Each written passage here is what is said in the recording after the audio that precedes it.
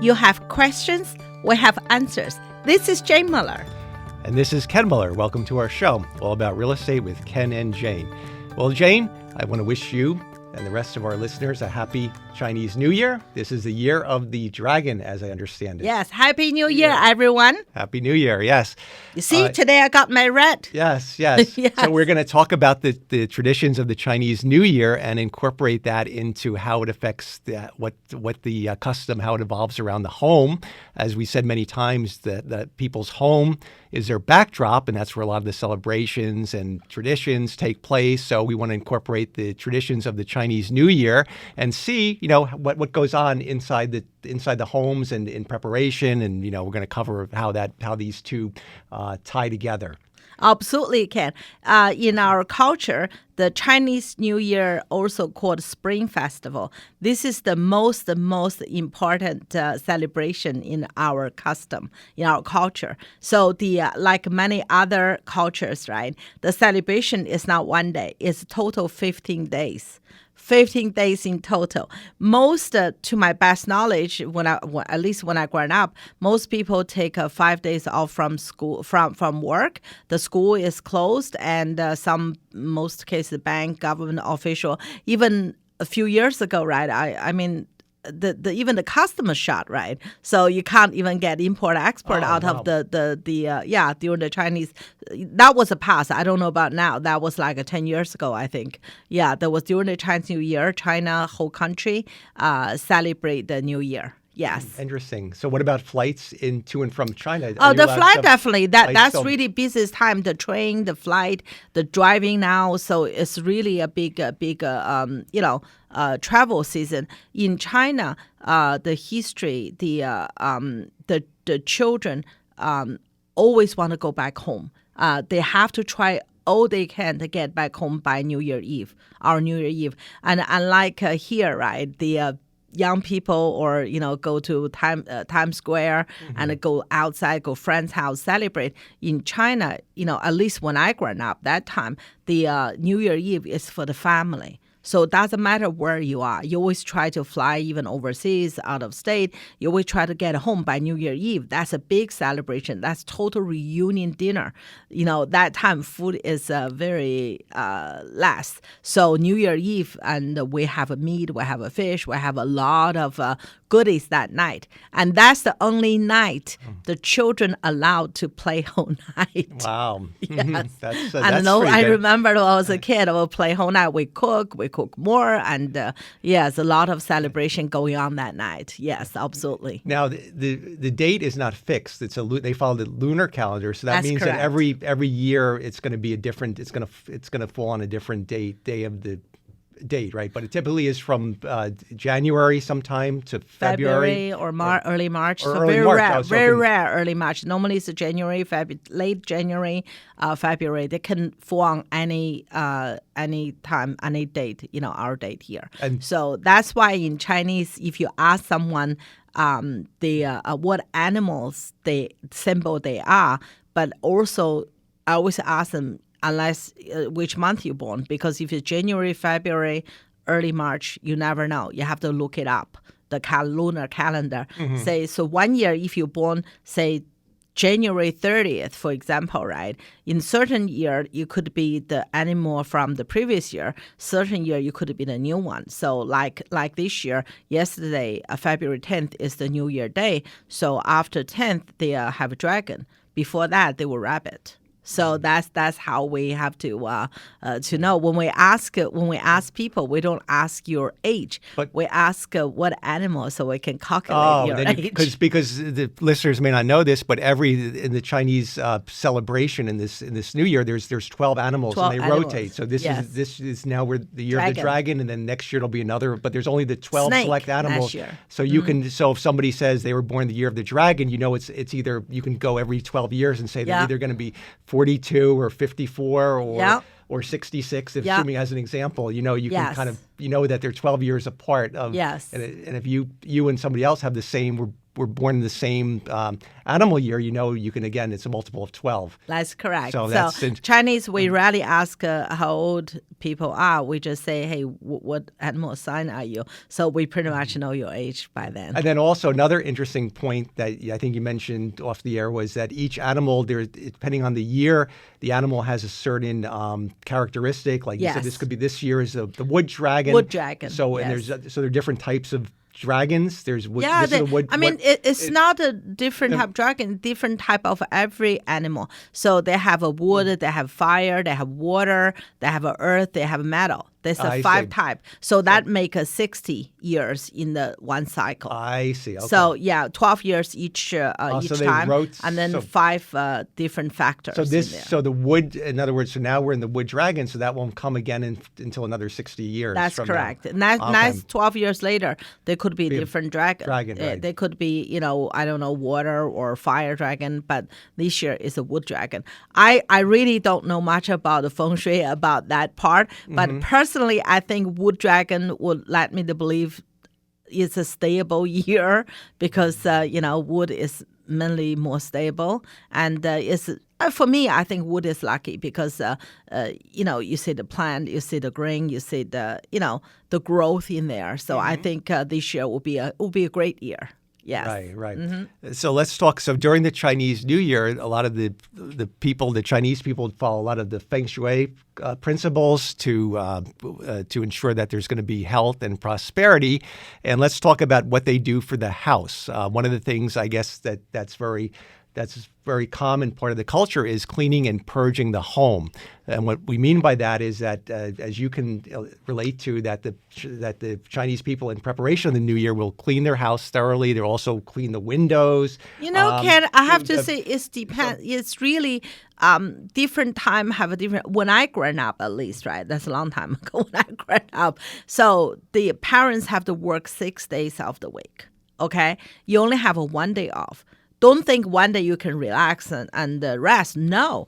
The day you have day off, normally you have to get up the same time or earlier to quickly clean up the house, do your laundry. That time there's no washer and dryer, by the way. Everything you have to, as soon as you get up, you have to put everything, soak it, and then you can start to clean the house. After that, you wash the clothes, dry them outside if there's good weather. If not, dry them inside. And then you have to go shopping. You have to prepare the whole week food and everything, and then you have to visit your parents, your grandparents, right? So 1 day is like so it's really not a day of rest. It's a day of It's a day of getting your catching up on the things and loose ends. Fulfilling your it's family very, very busy obligations. Yeah, absolutely. So in that case, the New Year Eve, the New Year, prepare the New Year. Let's give you a time to thoroughly clean up your house. Get rid of the things you don't need and clean up as you said, clean the windows and thoroughly clean the house and move the furniture around and just get rid of the negative energy. Okay, so that's what I wanted to ask you. Is the cleaning, the traditions of the cleaning, or the history of the cleaning is related to the cultural and the spiritual belief that by cleaning, you're purging you're getting the negative energy out. You're washing the windows. You're getting rid of all the negative and out with the old and welcoming the new positive energy. Yes, right. That's absolutely. Yeah. Does that go also with decluttering? Like we always talk about with houses, how it's good before you put the house on the market. You want it to be clutterless and that's synonymous with what they're doing in Chinese for the New Year. Not necessarily that they're going to sell the house, but because they want a fresh look to it. And rearranging the furniture is something that give you a fresh look. I mean, Ken, you mentioned many times in our other episode, right? I mean, if you do once a year, at least once a year, get rid of the things you don't need, and then when you're ready to sell, or even you don't sell, you feel so much space. You feel always fresh. My mom used to be. She changed the furniture around. At that time, obviously, most family very poor. So you can't buy the new thing all the time. But she just by rearranging the furniture around give you a new look. And some family may even, painted the house. That's luxury that time. In China, that time you paint a house, either the get married or you move to a new home. they paint it. Generally speaking, painting a house is a huge job. It's a huge cost to us. Is that the cost because of the cost of the paint was expensive? Yeah, because or just that time my parents' income is only my dad was was like $60 a month. My mom's $40 a month, $100, and you have 2 kids, and the clothes, the shoes, the everything, the rent, and you have to give to this custom. You have to help your parents, maybe $5-10 to them, each family, both sides. At the end, it's very limited available. Well, I mean, at that time, I remember when my mom always tried to paint the house every few years, and she would gather her brother and a few other friends to help and buy the paint, and she would cook a good meal and say thank you. So the labor is free, so family and friends. But the paint is still money, and that time the food is very expensive. So if you have them come over, I said thank you. You put the banquet up. That's all. Boy, I bet the kids were happy because when I was a kid, I had to paint. But if you're in China and you're a kid growing up, you can say, "Oh, they don't have any paint. That's great. That means I don't have to do any work." Yeah. In China, the kids normally they don't want you to paint. The reason is you make a mess. Yeah, and it's work. The material is expensive. When I was a kid, I was painting, and at the age of 10, 11, so I was helping my dad, and we had the oil paint, so I always had to wash the hands with the turpentine, and it was really rough to get in off China there. now. Yeah, so that's something that's pretty cool. All right, we're going to continue after these messages. We're going to continue talking about decorations that they put in the home right after these messages. We'll be right back. Okay, welcome back to our show. We're talking about the Chinese New Year. Happy New Year to everyone out there celebrating the Chinese New Year, the Year of the Dragon. Let's continue talking about what people do in their homes to celebrate the New Year. So let's talk about decorations. Decoration is very important. So in China, we always put the paper cuts animal. The most popular one is the pig, because I know in Western culture, if you call someone pig, that's really terrible, But in Chinese, it's not bad. Pig means prosperity, abundance, I think, right? That's why they say the year of the pig. Yeah. When our daughter was born in is considered if you're born in a pig year, you're viewed as having a lot of an easier life. That depending, I guess, the timing of your birth, but it's prosperity and things that come easier to you. Whereas if you're born like maybe some of the other years, like the dog or the horse, you may have to work harder, right? That's all. Yeah. That's if you believe it all, but that's what a lot of the cultural beliefs stem from. That's right. I mean, you're absolutely right, Ken. Like my father, he's born in the ox year, and especially he was born in the early spring. So that means all your life have to work in the field. Yes, true. He worked so hard all his life because he's an ox, he's in spring, so you have to work. And on the other hand, if you, like me, I'm a sheep ear. I was born in the fall, so it's not only grass I can eat, plenty other agriculture things I can eat. How they view, so I'm pretty lucky in a way. Yeah. So, but that's really, I mean, we only chose certain lucky symbols to make a paper cut, put on windows. For example, the pig is obviously the top choice, and the fish, because Chinese fish, it sounds like you have a saving leftover, so fish. So we always cut a big fat fish, and put on the window, put on the door, the pig, and some people may do rooster too. That means, energy and new start, and it's a good, very good energy, which is good symbol. So like here in the United States, people for Halloween put Halloween decorations up. Maybe in the Christmas holidays they put decorations up. But in Chinese, it's for the New Year. That's your form of that's your form of showing the world you're decorating. But it's different though, because Chinese people would be hesitant to put a ghost up because Chinese believe whatever you attract. So no, I read when I grew up. Now could be different, right? Now it's very westernized. But when I grew up, nobody would put a ghost up there. They only put lucky thing, fat pig, fat fish, and the big, happy things. Right. And do they color them? Because red is considered a very good, very favorable positive color. Yes. And is that because of the energy, the association with red? It's the love color. It's the positive flow of energy. And, I think the main thing is the red color will scare off the ghost and the negative energy. that's why the red is a color prevent the evil things came through. So that's why when we put decoration out, it's all red color, so like a red pig. So we went to China. This tradition you would see if you viewed the apartments and the homes, you would see literally pasted on the paper inside cuts the on the windows, windows, doors, doors, and they'd most likely be colored, or maybe not all red, but they'd be colorful. Yeah, the colorful decorations of pigs and the fish, roosters and fish. Yeah. Mm-hmm. And it's done by the family does. It's not just the children do it and the no. It's whole family. You can either buy it or you make yourself. Yeah. The paper cut. When we were a kid, we always trained how to do paper cut at school. So New Year Eve, we always do that as a competition.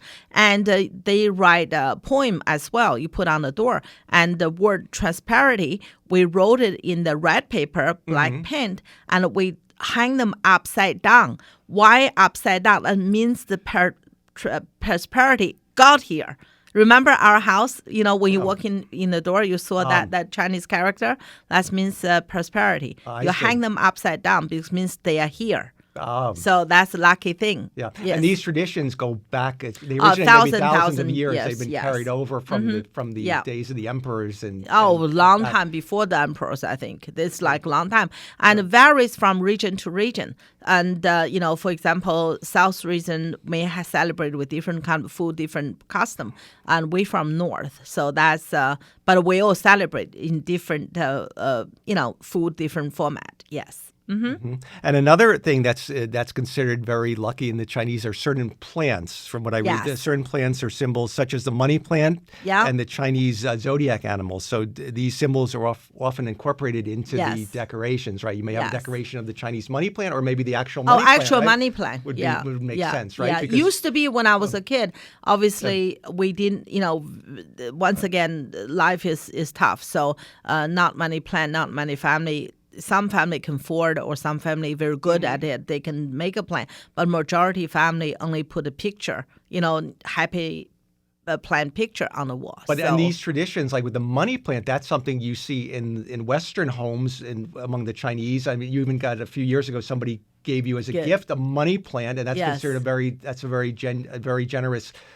Thoughtful gift for somebody who's Chinese, because it means prosperity and good luck, or it's a money plant. So the idea is that you're going to have enough food and prosperity. But Ken, first of all, the money plant only recent years, right? When I grew up, we never had a money plant in North China because that's only grow in the warmer area. Secondly, at that time, the food is a big worry, right? I mean, I remember when I was a kid, we all loved Chinese New Year because that's the only time you can get some gift. You can get new shoes, new socks, maybe some pocket money. Once again, the best thing for Chinese New Year for the children is the red envelope. And there you go. And that's one thing that's carried through the Western culture is a red envelope is something that the Chinese use to exchange, whether it be for weddings or birthdays or graduations, especially New Year, special occasions. It's always a red envelope, right? So the red envelope normally is for any children who's not married. Mm-hmm. I mean, obviously, if you're 30 not married, you not get it. Right, but generally speaking, it's a children. But if you like early 20s, if you're not married, sometimes your parents, grandparents still give you an envelope. It depends though. Now I think it's more simple because now the life is much easier. But when I grew up, it's very poor. So the New Year, if you get a few dollars, that's the whole year. Your pocket money. Right. At that time, I think is no inflation. That time, money go long way. If you buy something, maybe 5 cents for ice cream. Oh my God, that's a lot of money. Yeah, that's a lot of money for us. So the children all love Chinese New Year because that's the time you can, a big collection. Right. So let's talk about though during the Chinese New Year, people are very observant and respectful of the customs as it pertains to real estate. So the likelihood is with moving, people have to move all year round, but the likelihood is if you follow the strict guidelines of the Chinese New Year custom, the idea is if you're going to move, you move before the New Year. Yes. But if you otherwise, you defer your move until after I guess at least until after the 15-day celebration. Yeah. You don't want to move. There's no rule. There's no not, rule, but it's just custom, right? Because think about it, Ken. If you move before the New Year, you would able to clean the house, maybe possibly paint the house, decorate the house. You have a fresh start. It's like always good luck. Have a upbeat, fresh start. So that's why the Chinese I would think that the businesses are shut down. So from a practical standpoint, it would be very difficult to move or have to physically move unless nobody will work the first 5 days. Nobody's going to be working and moving you during that period anyway, because the whole country most of the country is shut down celebrating. So you're stuck with following that whether you believe it or not. Right. So that's something that's really also it says there's a lot of altars offerings set up. I guess for the people that set up an altar and have offerings for your family, because that once again that's very region difference. Some region more than the other, right? Once again, I'm from north, so some family, if they believe in Buddha or they have an altar for their ancestor, they put food and offering there. So that's not every family. For example, I grew up in a Catholic family. Even though when I was young, you're not allowed to have religion that time during the Cultural Revolution. But I don't remember we ever had an altar in our house because we're a Christian family. That's more of a religious aspect. Yeah. Okay. Let's talk also about the number 8, because that relates to real estate. So the Chinese, from what I understand, love the number 8 because 8.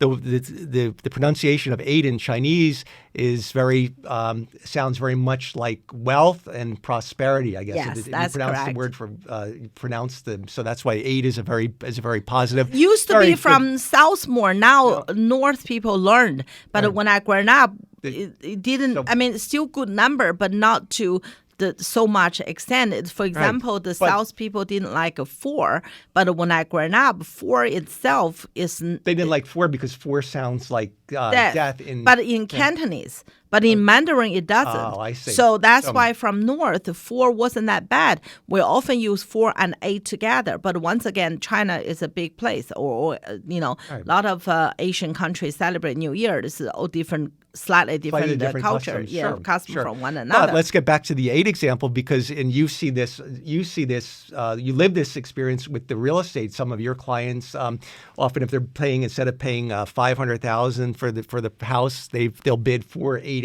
Yes. 488,000 because they want the 8s in there, and that's very true. I've seen that in many contracts where the Chinese incorporate the 8 in your email account. You incorporate you're at the end of your email. You have J Muller 888. Hang on, Ken. That's really not because of me. Because long time ago, I went to Verizon to get a new smartphone. That was when smartphone started. I had a Yahoo Yahoo account. They said no, you have to have Gmail.